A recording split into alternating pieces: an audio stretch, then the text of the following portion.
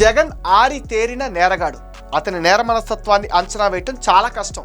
నేరం చేసి దాన్ని ఎదుటి వాళ్ళపైన నెట్టేయటం జగన్ నైజం. క్రిమినల్స్ రాజకీయాల్లోకి వస్తే ఏమవుతుందో అనే దానికి జగన్ ప్రత్యక్ష ఉదాహరణ. అధికారం కోసం ఏవైనా చేస్తాడు. మనం అప్రమత్తంగా ఉండాలి. ప్రజలకు ఎప్పటికప్పుడు జగన్ నేర మనస్తత్వం గురించి చెప్పాలి.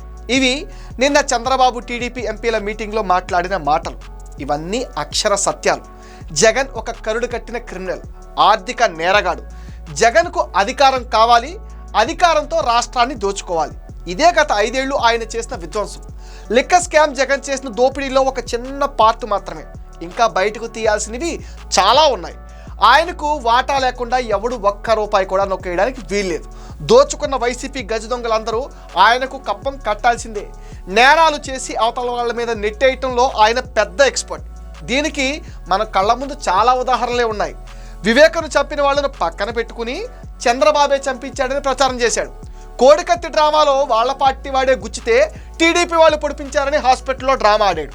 గులకరాయితో టీడీపీ వాళ్ళు దాడి చేశారని అదొక డ్రామా. నుదిటి మీద ప్లాస్టర్తో నటనలో జీవించాడు. రెంటపాల పర్యటనలో వైసీపీ కార్యకర్త తన కారు కింద పడితే తొక్కించుకుంటూ వెళ్ళిపోయాడు. అతను చనిపోతే నా కారు కింద పడలేదని ఒకసారి, లేదు టీడీపీ వాళ్ళే కారు కింద తోశారని మరొకసారి అసత్య ప్రచారాలు చేశారు. ఇలా ప్రతిదీ ఎవరో ఒకరి మీద తోసేయడమే. చంద్రబాబు చెప్పిన మాటల్లో అర్థం కూడా ఇదే.